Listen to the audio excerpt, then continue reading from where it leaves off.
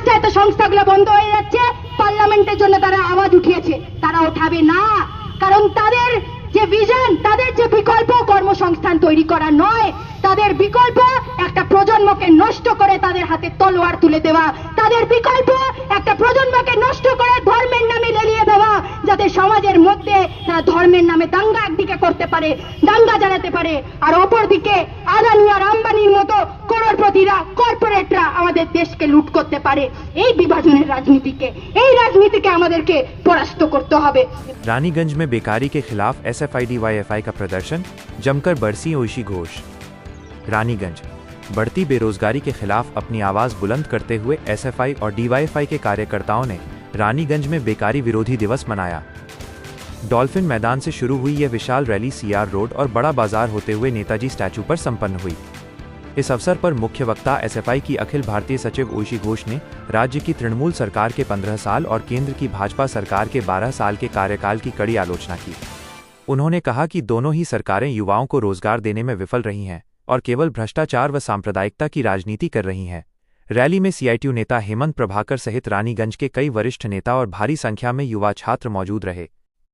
আমরা অভয়ার ন্যায়ের দাবির জন্য আগেও রাস্তায় ছিলাম, এখনো রাস্তায় আছি, এবং যতক্ষণ না ন্যায় পাবো আমরা সবাই যারা অভয়ের যখন ঘটনা হয় যেভাবে রাস্তায় নেমে লড়াই করেছি সেইভাবেই করতে থাকবো। সেটা আমি কোনো ব্যক্তি আক্রমণ, আমরা সেই রাজনীতি করি না, সেটা তার পার্সোনাল চয়েস যে তিনি আজকে বিজেপির প্রার্থী। কিন্তু যে কথা যে যতক্ষণ না ন্যায় আসছে ততক্ষণ আমরা লড়াই চালাবো, এবং আমরা এত মাস ধরে সবাই পশ্চিমবাংলার মানুষ, দেশের মানুষ এবং দেশের বাইরে বিশ্বের প্রচুর মানুষ যারা আন্দোলন চালিয়েছে, তারা আজ অব্দি জিজ্ঞেস করছে কেন্দ্রের সরকারকে এবং রাজ্যের সরকারকে যে অভয়া ন্যায় পেল না কেন। সেই প্রশ্নই এই নির্বাচনের আগেও যে নারী সুরক্ষা নিয়ে কেন্দ্র এবং রাজ্যের সরকার চিন্তা নেই কেন, অভয়া এখনো ন্যায় পায়নি কেন, তো সেটাই প্রশ্ন আমাদের থাকবে।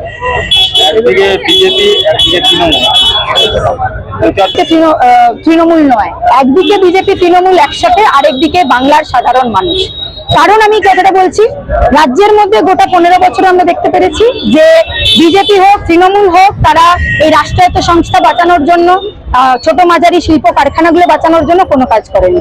কেন্দ্রের সরকারে নরেন্দ্র মোদীর সরকার 2014 পরে আসার পরে 12টা বছর গড়িয়ে গেছে। এই প্রত্যেকটা রাষ্ট্রায়ত্ত সংস্থা, আমরা তো পশ্চিম বর্ধমানের ভোটার, আমরা পশ্চিম বর্ধমানে বড় হয়েছি, এবং এই প্রত্যেকটা কারখানা যদি দেখি, ডিএসপির কারখানা দেখি ইউনিট ঢুকছে, BPL এর কারখানা দেখি ইউনিট ঢুকছে, DVCর 5 নম্বর ইউনিট হবে কিনা জানি না, প্রত্যেকটা রাষ্ট্রায়ত্ত সংস্থা শেষ হয়ে যাচ্ছে। অপরদিকে লোকাল যে কারখানা, সেখানে আমরা দেখতে পাচ্ছি কারখানাগুলোতে প্রোডাকশন নেই, সেখানে লোকাল ছেলেদেরকে চাকরি কর্মসংস্থান তৈরি করে দেওয়া হচ্ছে না, এবং বিভিন্ন ইস্যু আজকের দিনে দাঁড়িয়ে থেকে পশ্চিমবাংলার বুকে, পশ্চিম বর্ধমানের বুকে সব থেকে বেশি বেকারত্বের হার।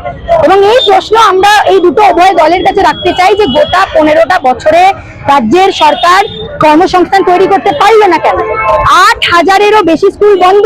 যদি 8,000-এর বেশি স্কুল বন্ধ, তাহলে সেখানে যে শিক্ষার কর্মসংস্থান তৈরি হতে পারত, সেই শিক্ষার কর্মসংস্থান বন্ধ, আঙ্গনবাড়ির কর্মসংস্থান বন্ধ, বিভিন্ন স্কুল রিলেটেড কর্মসংস্থান বন্ধ। সাথে সাথে আমরা দেখছি শিক্ষার জায়গা যখন বন্ধ হয়েছে, মদের দোকান কত বাড়ছে, মদের ঠেকা কত বাড়ছে, ছেলে মেয়েরা কাজের জন্য যারা পড়াশোনা করছে বাইরে যেতে বাধ্য হচ্ছে।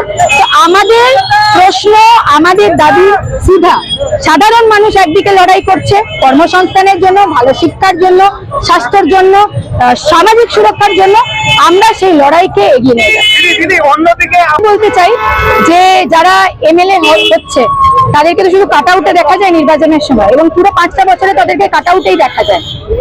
কখনো আমরা তৃণমূলের যে MLA, বিজেপির MLA, তাদেরকে গত 5টা বছর আপনি রেকর্ড দেখাতে পারবেন আমাকে, যদি দেখাতে পারেন যে কোন দুর্গাপুর বা এই অঞ্চলে নতুন স্কুল সরকারি খুলতে দেখা যায়। বরঞ্চ তাদেরকে জিজ্ঞেস করা হলে বলছে সরকারি স্কুলগুলো বন্ধ করে দিতে হচ্ছে কারণ ছাত্রছাত্রী নেই, তারা নাকি ছাত্রছাত্রী খুঁজে পাচ্ছেন না। তুমি সাধারণ মানুষকে গিয়ে জিজ্ঞেস করো, তারা বলবে যে কিভাবে স্কুলে খরচা বাড়ছে, পড়াশোনার খরচা বাড়ছে। আরে ছাত্রছাত্রী আছে, সরকারি স্কুলগুলোকে বন্ধ করে দেওয়া হচ্ছে, সেই জায়গায় এই নেতা মন্ত্রীদেরকে দেখা যায় না। সাধারণ মানুষের যে কষ্ট সেখানে দেখা যায় না। একদিকে একজন মানুষ বুলডোজার চালিয়ে চেষ্টা করছে বস্তিগুলোকে কি করে উচ্ছেদ করবে, এই সাধারণ মানুষকে হয়রানি কি করে করবে। তো আমার কমেন্ট, আমার রিমার্ক ব্যক্তিকে নিয়ে তো ছিল না, আমার সেই বিকল্পকে নিয়ে ছিল, যে বিকল্প যদি হয় সেটা বামপন্থীরাই বিকল্প, মানুষের পাশে যারা থাকবে, নির্বাচনী পরিযায়ী পাখি হয়ে উড়ে এসে ডুবে বসবে না, মানুষের পাশে যারা থাকবে তাদেরকে নির্বাচিত করা হবে। তাহলে কি শিক্ষা ব্যবস্থা একেবারে ধ্বংসের দিকে এগিয়েছে? একদম ধ্বংসের দিকে এগিয়েছে। রানীগঞ্জে যদি স্কুলগুলোর অবস্থা দেখি, এই পুরো পশ্চিম বর্ধমানের স্কুলের অবস্থা যদি দেখি, সরকারি স্কুল বন্ধ হয়ে যাওয়ার মুখে, যে স্কুলগুলো চলছে সেগুলো তো আজকের সময় দাঁড়িয়ে 700, 800, 900 স্টুডেন্ট, কোনো জায়গায় 200 স্টুডেন্ট, কোনো জায়গায় 5টা 10টা স্টুডেন্ট, শিক্ষক সেই রেশিওতে কম। তো আমরা বলছি সরকারি স্কুলের পরিকাঠামো ভালো করতে হবে, মিড ডে মিলের কাঠামো ভালো করতে হবে, এবং এই সব যদি করতে হয় বিকল্প একটাই, বামপন্থীরাই বিকল্প। চলো হয়েছে शेयर सब्सक्राइब करना ना भूलें और बेल आइकन को दबाना ना भूलें और देखते रहें पूर्वी खबर। पूर्वी खबर, नजर सब पर।